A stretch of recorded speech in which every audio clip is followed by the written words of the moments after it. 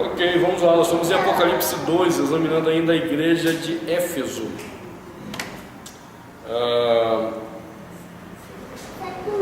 Vamos fazer uma oração e vamos.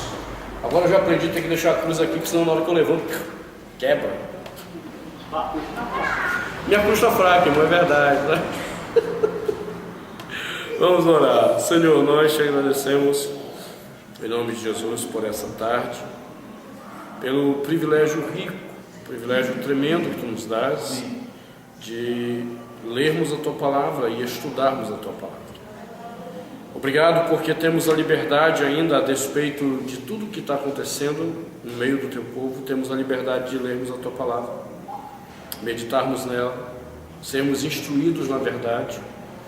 Então pedimos que teu Espírito seja gracioso para conosco no entendimento, Pai, das Escrituras, e que essa palavra encontre lugar no nosso coração para a glória do teu nome, em nome de Jesus, o teu Filho amado.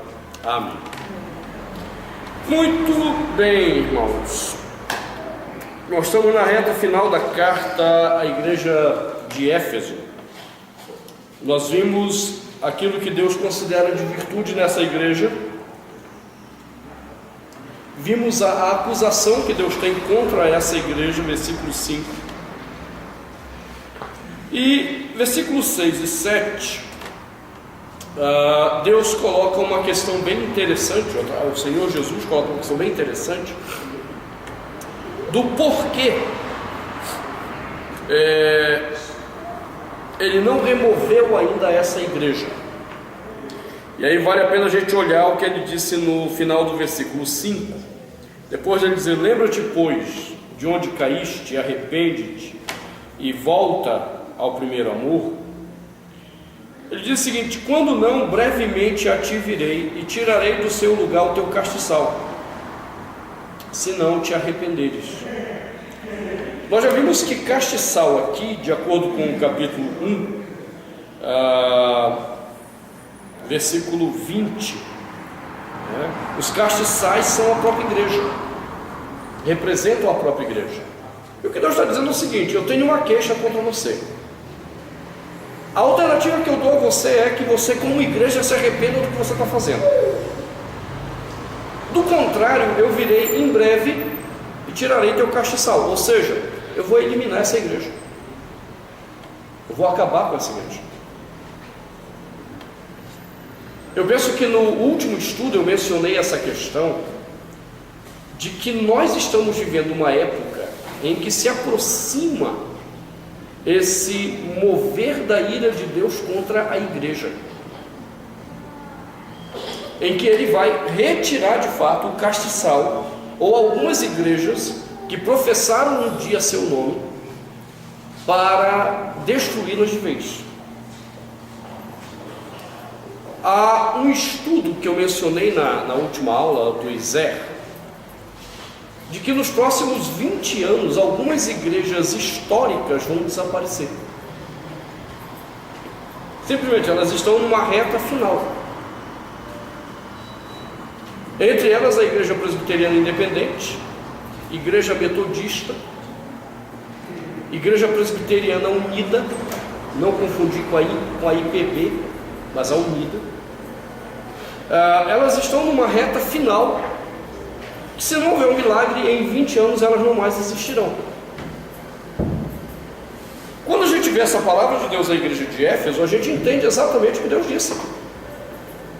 Quando você abandona o primeiro amor, a prática e a vivência do primeiro amor, que é aquele zelo por Deus, a sua palavra, a igreja, a doutrina, e não se arrepende, o único caminho de Deus para a igreja é acabar com a igreja. Deus não tem outro caminho. É assim que Deus opera. Agora, a única razão pela qual Deus não havia extinguido ainda a igreja de Éfeso é colocado no versículo 6. Versículo 6 ele diz: tens porém isto. Na outra tradução diz: tens porém a teu favor isto, que odeias as obras dos nicolaítas. esse é um ponto bem interessante. Essa tradução que está aqui, eu não achei minha Bíblia. A dificuldade é que andar com tanta Bíblia, eu não sei onde fica uma, onde fica outra. Nessa tradução, os tradutores foram eufemistas ao dizerem que tu aborreces as obras dos nicolaítas. Não é essa a ideia. A palavra grega que aparece aí literalmente significa ódio.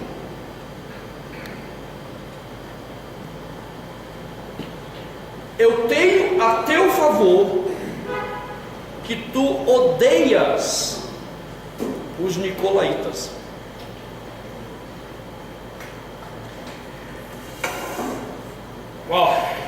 É exatamente por causa disso que o tradutor fica incomodado em traduzir literalmente.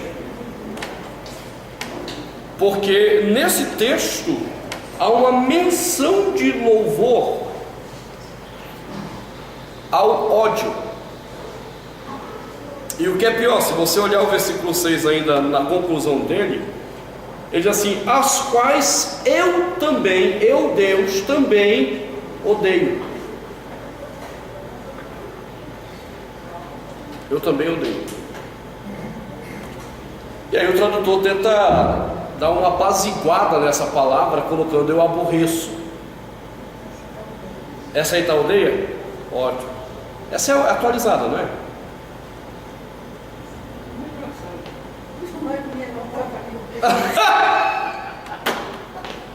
É só olhar na primeira página.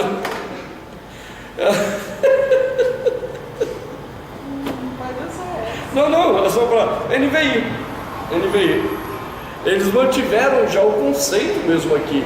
Eu tenho, o que você tem a favor é que você odeia as obras dos nicolaítas, os quais eu também odeio. Eu, Deus, odeio. E aí o pessoal tem a dificuldade, porque como conciliar a questão do Deus que ama com o Deus que odeia? Mas esse é o ponto que a gente tem dito. Antes de Deus amar, Ele tem contra nós todo um ódio declarado, porque nós usurpamos a glória dEle na nossa maneira de viver. Então o que nos surpreende não é que Deus odeia. O que nos surpreende é a capacidade dEle amar a despeito do ódio. É isso que é louco quando eu tento pensar no amor de Deus. Quando eu caio só no campo do amor, eu não consigo entender a questão quando a Bíblia fala do ódio de Deus. Mas quando eu parto do princípio do ódio de Deus, aí eu posso até entender o amor, mas isso me constrange. Aí eu entendo quando a Bíblia diz que o amor de Deus constrange. Pois bem, o que essa igreja tem a favor que Deus não a destrói? Ela tem ódio de tudo aquilo que perverte a verdade de Deus. Essa é a grande questão pela qual Deus não eliminou a igreja de Éfeso da Ásia Menor naquele momento. Por que Deus não enviou um juízo consumidor sobre a igreja de Éfeso? Porque eles odiavam aquilo que pervertia a vontade, a verdade de Deus. E aí nesse caso é mencionado como exemplo disso os nicolaítas. Nós não sabemos muita coisa sobre esse pessoal. Nenhum comentarista tem a ousadia de dizer que se sabe alguma coisa desse pessoal exatamente. Mas não prestava. Hein? Mas não prestava. Não entendi. Não prestava. Sim, não prestava. Porque para Deus dizer que Ele tinha a teu favor que você odiava, é porque não devia prestar, né? O máximo que se sabe é que isso aqui é um grupo que nasceu com um cara chamado Nicolau. E o único Nicolau desse período que se tem notícia na história da igreja era um gnóstico. Era um gnóstico. O gnosticismo foi um dos primeiros movimentos dentro do cristianismo primitivo a tentar perverter a verdade do Evangelho. Ele é um movimento que nasce fora da igreja, por volta do ano 200 antes de Cristo. Nasceu dentro das religiões de mistério.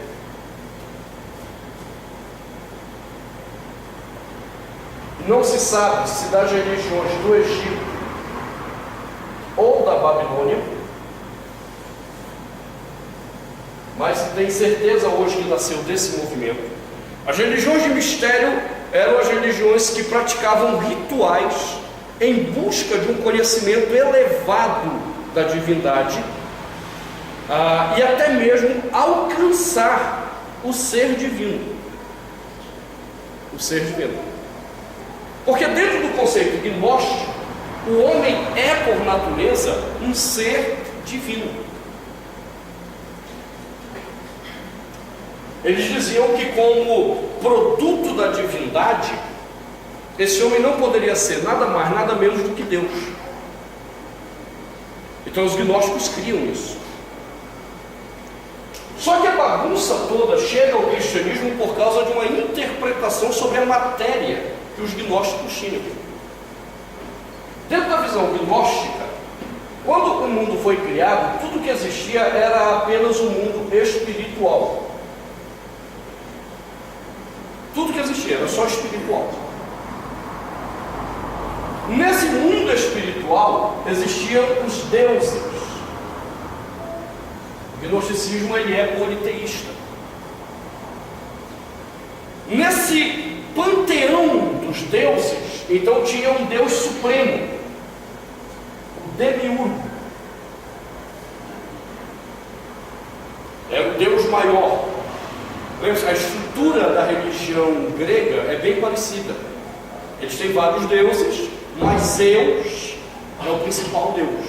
Então é muito parecida a estrutura.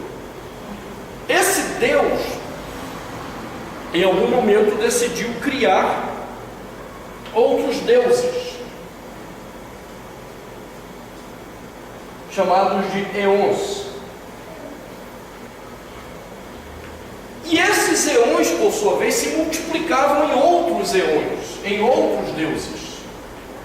Esse Deus também era na Babilônia? Hein? Na Babilônia também tinha esse Deus? Na Babilônia? A estrutura que nós estamos vendo ela é bem parecida com a grega.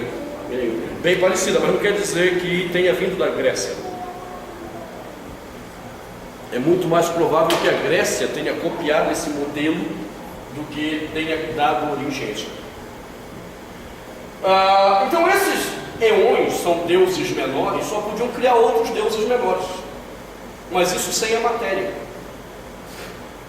Até que um dia, um desses eons decide se revoltar contra aquela estrutura e decide ser criativo. O ser criativo aqui é fazer algo que nem o próprio Demiurgo fazia. Então ele decide fazer a matéria.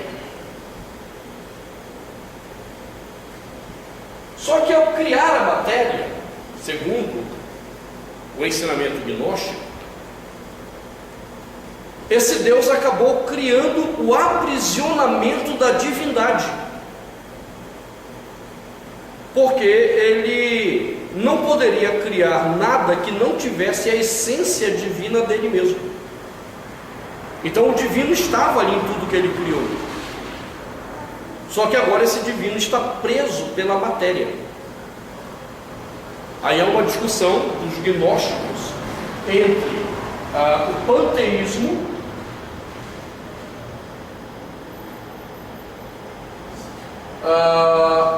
e o antropocentrismo.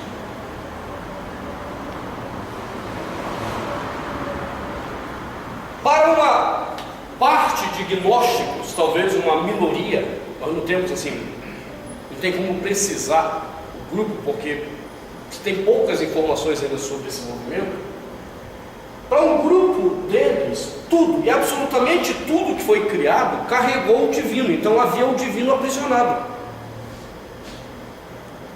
Isso aqui é madeira? Então foi criado por Deus. E ao ser criado por Deus, de alguma forma, aqui nessa madeira, tem algum ser divino oprimido, preso por essa matéria. Isso passou para várias religiões. Por exemplo, por que na Índia não se mata os bichos? Porque não tem fome, né? Porque na Índia há um entendimento de que todo ser vivo carrega o ser divino nele. Então você não pode matar. A Índia só não assumiu essa postura panteísta de que a matéria toda tem a Deus, mas pelo menos todo ser vivo tem o divino nele. E o grupo, um outro grupo de gnósticos, entendia que isso estava restrito ao homem. O homem é que carrega o divino dentro de si. Esse é o grupo melhorado, né? É um grupo mais elevado, né? Então, o divino está preso dentro de mim, dentro dessa perspectiva gnóstica. E então, havia a necessidade de uma gnose. A gnosis, que em grego significa o conhecimento, é um conhecimento elevado, espiritual, esotérico, místico, que me libertaria da matéria. É isso que eles começam a buscar no movimento gnóstico. Tá, nós entendemos que a coisa é assim, nós entendemos que há um divino aprisionado na matéria, mas como nós libertamos o divino? Então tinha que ter um conhecimento elevado. Agora, quem conheceria isso? Eles diziam, bom, o único que conhece o caminho da libertação do divino são os próprios deuses. Então eles começavam a especular a ideia de que esse demiurgo enviaria um dos eões até a Terra para comunicar a verdade ou o conhecimento da verdade que provocaria a libertação do espírito da matéria. Então eles começaram, durante 200 anos pelo menos, eles ficaram cultuando essa ideia de que viria uma espécie de Messias com esse conhecimento para ser compartilhado com os homens. Aí chega Jesus.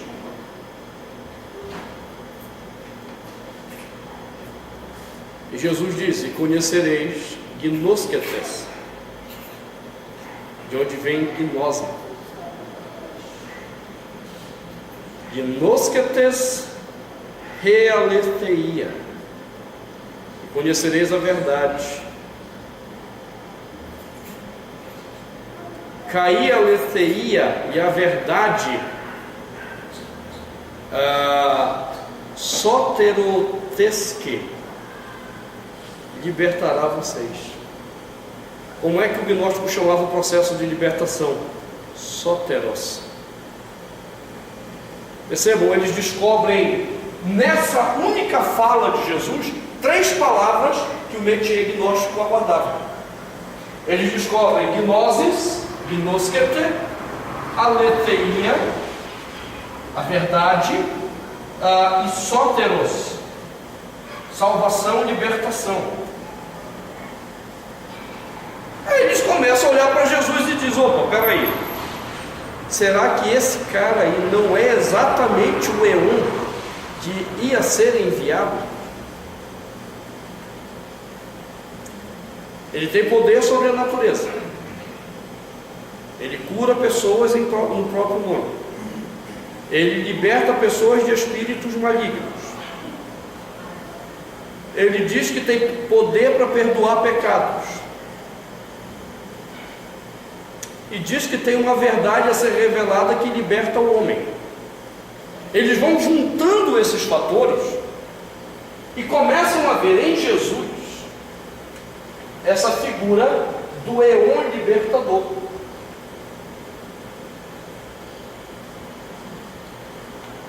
Esse Eon libertador fala de um Deus que criou a matéria também. o Deus do Antigo Testamento. Esse Deus do Antigo Testamento mandou matar crianças. Então ele diz: olha, está parecendo com aquele Eon de espírito menos evoluído que inventou a matéria, e daí porque ele também manda matar mulheres, crianças, não sei o que, faz aquelas atrocidades. Então os gnósticos começam a separar e dizer: peraí, o Antigo Testamento tem muito a ver com aquele Eon doido,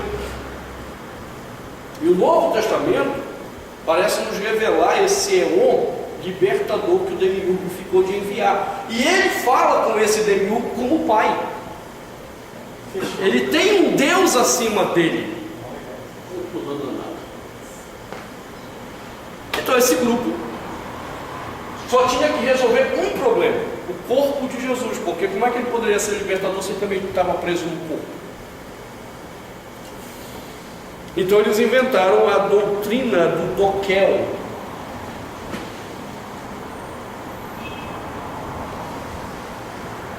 Da aparência. Jesus tinha apenas um corpo aparente. O corpo dele não era real.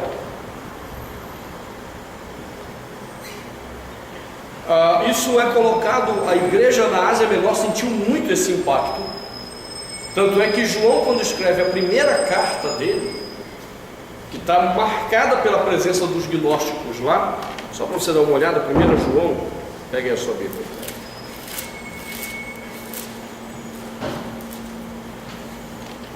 1 João 4, quando João ensina a discernir os falsos profetas,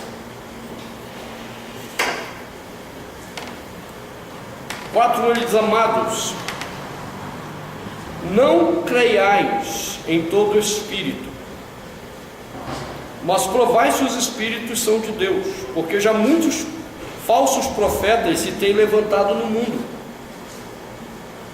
Nisto conhecereis o Espírito de Deus.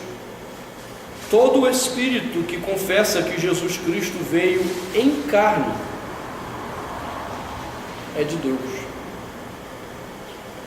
No contexto de João, qual era exatamente a alegação gnóstica? Jesus não veio em carne, ele apenas tinha um corpo aparente. E essa é uma das razões porque eu e um grupo de outros pesquisadores bíblicos estão convencidos de que aquele texto de Marcos 16, 9 a 20 não pode ser evangélico. Ele é um texto gnóstico. Para os que não estão familiarizados, há um debate, porque nos manuscritos antigos, em nenhum manuscrito antigo aparece aquele final de Marcos. Marcos 16, dos versículos 9 a 20, não tem nenhum manuscrito aquilo ali. Esse final de Marcos ele apareceu muito tempo depois, pelo menos 4 séculos depois do Evangelho de Marcos. E algumas análises daquele texto de Marcos têm sido revelados surpreendentes. Por exemplo, logo que fala da ressurreição do Senhor, é usada uma expressão ali. Quem estiver com a Bíblia pode me acompanhar aí, Marcos 16.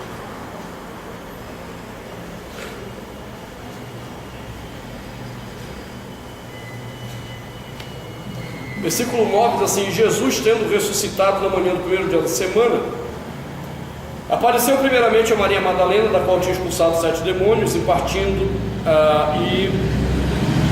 ela, anunciou àqueles que tinham estado com ele, os quais estavam tristes e chorando. E ouvindo eles que vivia e que tinha sido visto por elas, não creram. E depois manifestou-se noutra forma a 2 deles. Essa expressão, noutra forma, alelos formé em grego, era uma expressão gnóstica, para se referir ao corpo de Jesus. O corpo de Jesus era de outra forma.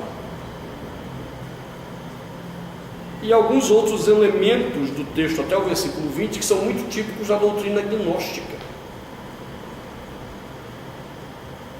Então, é por isso que esse final de Marcos, ele não é considerado como inspirado por Deus, mas como acrescentado na Bíblia. Não tem nos manuscritos antigos e a linguagem dele é gnóstica. Quais são os argumentos, então, para se manter nas traduções? Tradição. Apenas tradição. Imagine o seguinte: depois do quarto século, a igreja primitiva caiu na besteira de... Esse é o podre da igreja primitiva, a gente só vê as coisas boas dela, tem os podres também.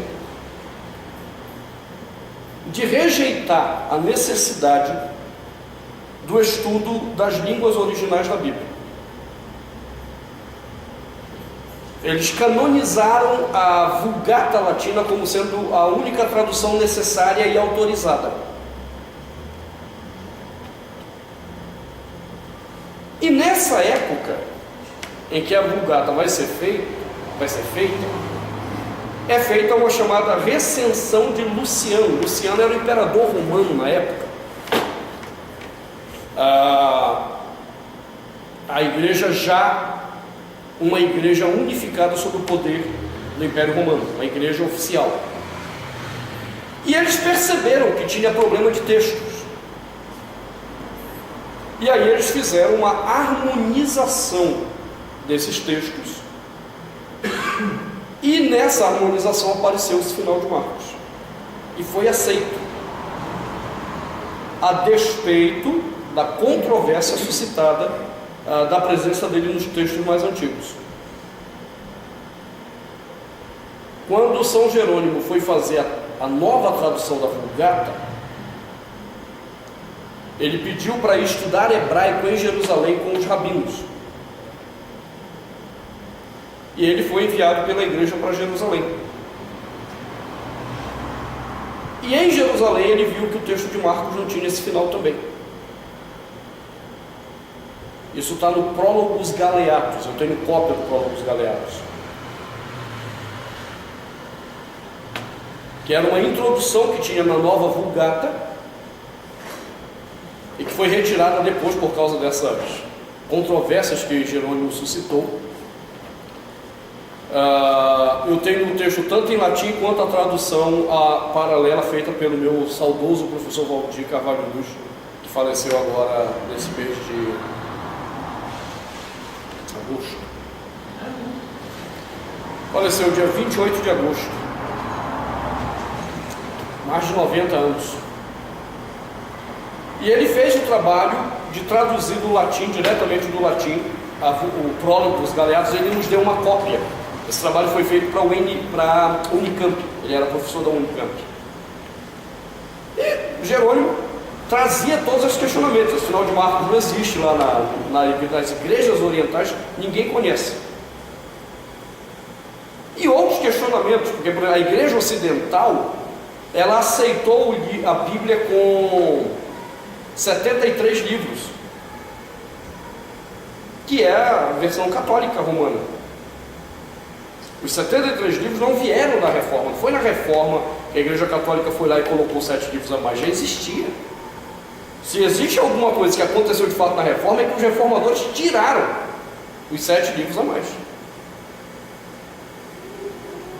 Essa briga é boa, ela é bem interessante, porque tem que se perguntar se eles tiraram pelas razões certas. Eu particularmente entendo que sim, mas na verdade foram eles que tiraram, não foi a Igreja Católica que acrescentou. E Jerônimo fala que a Igreja do Oriente também não conhecia no seu cânon aqueles 7 livros a mais.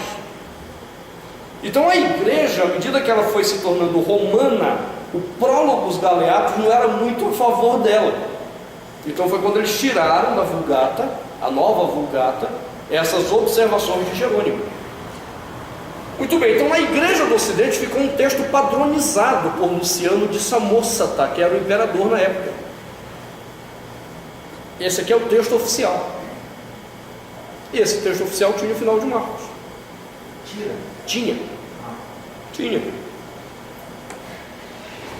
Agora, qual foi a lógica para eles fazerem isso? Quantidade e não a qualidade do manuscrito. Eu sempre pergunto, quando eu dou essa disciplina de crítica textual na exegese, e a resposta é sempre a mesma, porque me parece que essa é a lógica da coisa. O que você consideraria fiel? Um texto antigo que está próximo ao original, ou um texto que está longe do original, mas tem muitas cópias dele?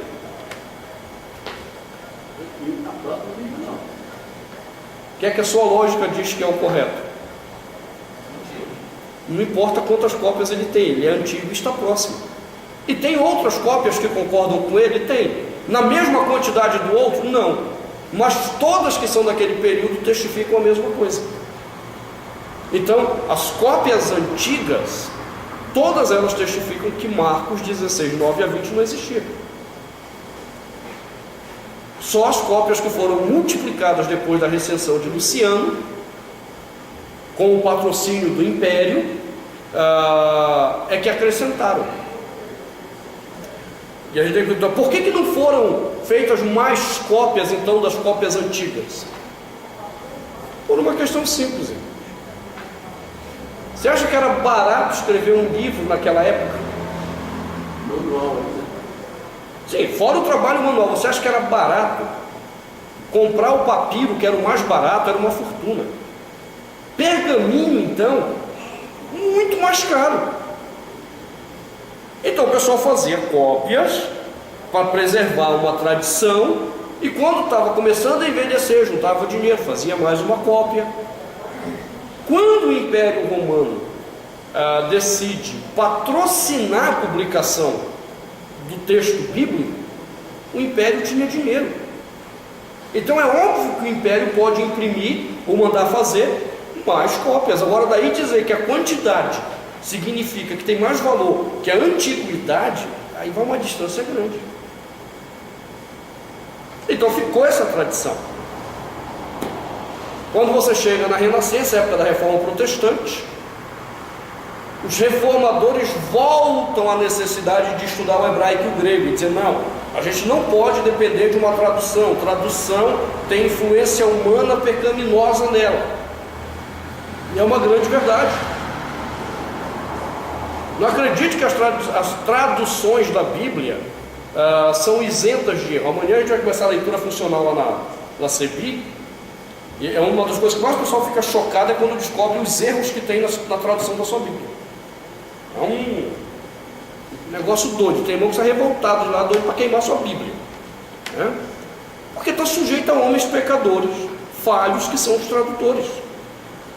Então os reformadores disseram, não, se nós queremos discutir doutrina de fato, tem que ser à luz do hebraico e do grego.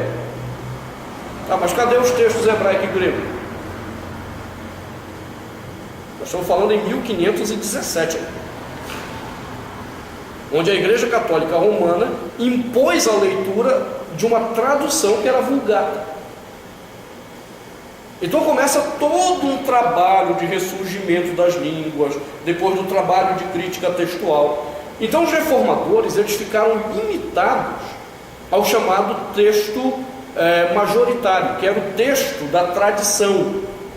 Então eles não tiveram muito entendimento dessa discussão de manuscritos, porque eles não tinham acesso. Só que com essa mudança de perspectiva da Renascença, a arqueologia começa a se revelar incipiente, alguns textos começam a aparecer, e quando esses textos em hebraico e grego, que eram as cópias, começam a aparecer, começa a mostrar que tinha choque. Então lá no século XVIII, início do século XVIII, Johann Bengel começa a preparar uma edição crítica para mostrar onde estavam as contradições de manuscritos. Então, nós tivemos uma dependência de uma tradição católico-romana na transmissão da Bíblia. Somente depois do século XVIII é que começa essa reviravolta na crítica textual. E a primeira constatação dos caras: tem texto que não estava no texto antigo. Então isso dá um choque para muita gente, porque eles têm a impressão de que nós, aí eu já tive alunos em programa de mestrado, ele é pastor, o senhor não está caído naquela maldição do Apocalipse, de tirar, né, um tio, como é que o Apocalipse diz? Que é tirar uma vírgula dessa palavra. O senhor está tirando um texto todo. Eu disse: irmão, a pergunta não é se eu estou tirando, a pergunta é se isso não foi acrescentado, porque a maldição também é para quem acrescenta, não é apenas para quem tira. Mas você não fala para ninguém tirar, né? Não, eu particularmente não uso. Para mim eles não são textos inspirados, eles não servem para minha pregação. Você jamais vai me ver pregando no final de Marcos, e de pregar o evangelho a toda criatura, quem crê e for batizado. Você jamais vai me ouvir pregar isso aqui. Já preguei. Nesse texto não, eu creio no id, mas segundo Mateus 28, não segundo Marcos 16, 15. Você jamais vai me ouvir pregando sobre a mulher adúltera.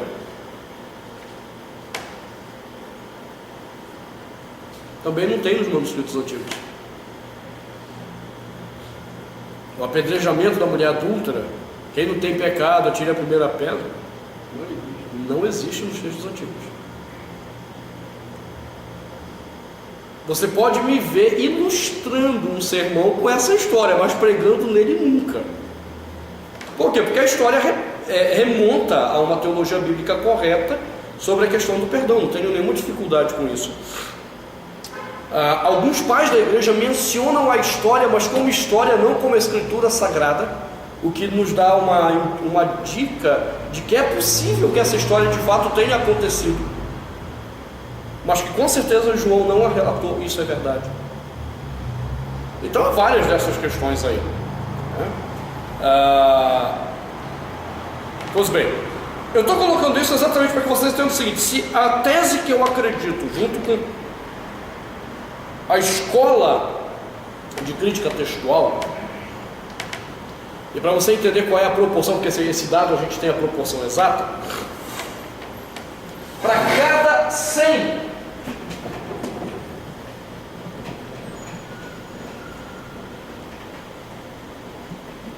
cada 100 críticos textuais, são os caras que trabalham com os manuscritos da Bíblia, somente um defende a veracidade desses textos.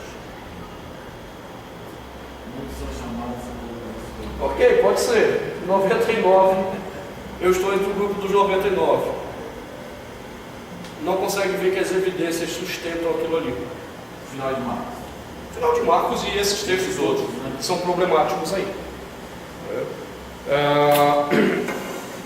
Então, mas eu mencionei Marcos por quê? Porque a tese gnóstica já estava dentro do Novo Testamento. 1 João, a questão do confessar Jesus em carne, era um problema gnóstico. Marcos, outra forma, era um problema gnóstico. Paulo, em Colossenses, teve que lidar com um problema gnóstico. Então você vê que esse grupo já estava muito forte. Ali em Judas também, ele comenta um pouco sobre isso. Totalmente gnóstico. Totalmente. Ele fala: eu ia escrever uma coisa aqui, mas agora eu vou ter que escrever outra. Eu, na verdade, queria tratar de um assunto, eu vou ter que ensinar vocês a batalharem pela fé, pela verdade de Deus. É esse o ponto que também está em Éfeso. Por que Deus não arrebentou com a igreja de Éfeso de cara?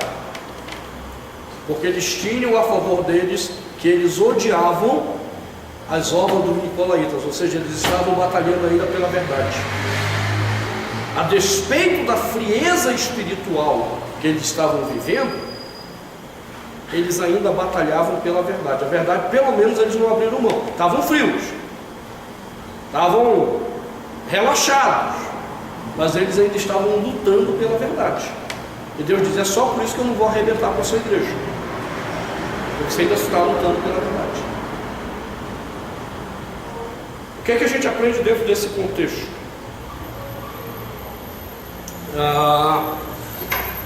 Que se tem alguma coisa que agrada a Deus e aplaca a ira de Deus contra a igreja, é a luta pela verdade. A luta pela verdade. Pastor, esse efeito gnóstico nos nossos dias tem alguma representação? Tem, claro, batalha espiritual da turma da Deus Utioca ali todinho, né? Tudo gnóstico. É a origem gnóstica. Cara, a origem é gnóstica. Porque dentro desse conceito, entenda, esse conceito espiritual-matéria, eu estou criando dois mundos de conflito. Dentro do próprio mundo espiritual, o conflito do demiurgo com o doido do Eon que criou a matéria. Então existem deuses em conflito. E a própria ideia de que a matéria é algo à parte do espiritual é gnóstica. Totalmente gnóstico. Quando eu falo para as pessoas que a gente vai morrer, e no momento que você morrer, você vai ter um novo corpo, porque não existe vida sem corpo, o pessoal estranha. E negócio do filme Ghost, então... Ok, tem nada a ver, aquilo ali tem nada a ver com a visão bíblica. Sai o fantasminha do seu corpo. Biblicamente não existe aquilo ali. Não existe vida sem corpo. Não existe vida fora da matéria. O único que vive fora da matéria é o próprio Deus. Só Ele. O dia que eu puder viver fora da matéria, sou Deus. Viagem astral, o cara sai do corpo, dá umas viajadas. Quando eu era adolescente, a gente ia fazer, eu era do colégio militar, a gente ia fazer uma prova, e essa prova já estava no colégio, prova de concurso. Aí tinha um colega meu que fazia essas coisas, ele falava: rapaz, tu podia essa noite aqui, dar uma lidinha nas provas, vamos lá no terceiro andar e tal. Ele até que tentou, mas nessa noite não. Agora entenda, deixa eu colocar um ponto aqui, porque quando a gente discute esses pontos, a gente pode cair num outro extremo, de não acreditar que exista um fenômeno. Existe um fenômeno. A questão é como você interpreta esse fenômeno. Eu posso estar aberto a qualquer interpretação, eu posso estar fechado pela Escritura para interpretar aquilo ali. Quando alguém chega, me relata esse tipo de experiência, de viagem astral, diabo que seja, eu posso duvidar e achar que a pessoa é uma mentirosa, mas eu posso acreditar, e há evidências, às vezes, que me levam a acreditar que um fenômeno aconteceu. A pergunta é: qual foi o fenômeno? Essa pessoa de fato saiu do corpo, ou ela foi envolvida diabolicamente num transe em que ela acredita ter saído do corpo e lhe foi revelado por Satanás as coisas que agora ela acha que foi por causa de uma viagem astral? Já está entendendo o problema? Se biblicamente isso é impossível, pelo eixo da Escritura só tem essa alternativa, de que a pessoa está sendo enganada por um espírito maligno a acreditar que aquilo ali aconteceu daquele jeito. Não, não aconteceu daquele jeito. Aconteceu algo, só não foi daquele jeito. É aí que eu tenho que ter a cabeça fechada segundo a Escritura.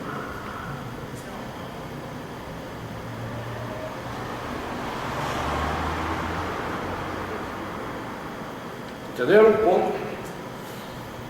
Eu não tenho dúvidas de fenômenos. Eu sou mais ou menos parecido com o Jô Soares nesse ponto. Alguns diriam que em outros também. O Jô Soares costuma dizer o seguinte, que se ele chega lá no programa dele, a caneca dele olhar para ele e dizer assim, boa noite, seu Jô, ele vai dizer, boa noite, caneca. Eu sou mais ou menos desse tipo. Eu não tenho dificuldade com fenômenos. Sai correndo. E eu quebro a caneca. Sim. Mas essa polêmica com o pai, essa criança, o que aconteceu ali de verdade? A do menino lá que matou os pais? Você pegou? O que é isso? Não, irmã, ele é maldade do coração mesmo. É pecaminosidade do coração do menino. Sério, né? A dificuldade que as pessoas têm de aceitar é porque se cria. Você pode ver que toda a fala é de uma criança pura, é de um adolescente que era tão bom. E os pais ensinou ele tanta coisa. Exato. E hoje, por exemplo, até vou mencionar no sermão hoje isso. Eu estava lendo, por coincidência, hoje um relatório, o último que saiu agora da equipe que está fazendo lá, não sei qual, a investigação, que os pais ensinaram esse menino a desobedecer às leis. Por exemplo, o pai ensinou o garoto a usar armas. Ele era apenas um adolescente. A mãe, por sua vez, ensinou ele a dirigir, quando a lei diz que ele só pode com os 18. Então os pais, através de comportamentos como esse, foram ensinando nas entrelinhas uma série de atitudes que estimulavam o pecado dele. Bem precoce, né? Sim. Nossa dificuldade é porque a gente parte dessa ideia de crianças e adolescentes puros, coitadinhos e inocentes. Não existe. Todos nós somos maus por natureza. Maus. Agora, essa maldade pode ser estimulada pela educação errada dos pais, pode ser estimulada por algum envolvimento maligno, aí pode haver o diabo nessa história? Pode, eu só não sei. Mas que é possível, que o diabo instiga, opa. Então eu tenho dificuldade com essas coisas. Eu acho engraçado essa, a família, a ideia do relato da família ainda não acredita que foi ele. Mas é impossível não acreditar. Eles queimaram as máquinas da criança, os pais, né? Porque todos os pais querem para bom limite, ou bem ocupado. Sim. Né? Sim. Então, ali para mim é o pecado do coração humano, agora instigado por alguma coisa. Ele não nasceu do nada, ele foi instigado. A questão é, pela educação que os pais deram, e aí essa análise que eu quero mencionar hoje no sermão, ela foi bem interessante, porque eu não sabia de um detalhe que eu li hoje, ou por questões diabólicas, ou por questões de ambos os lados. Tudo isso é possível. O fato é que estava atrelado à maldade do coração dele. E quando nós nascemos, bebê, ele já é pecador. Não tenha dúvida. Não tem anjo, não. Ok? Amém. Então nós vamos parar aqui o problema dos Nicolaitas. A gente volta semana que vem, Deus permitindo. Mesmo horário, Mesmo horário, mesmo bate-canal. E a gente vai tentar entrar na igreja de Esmirna, examinar um pouco Esmirna. Amém.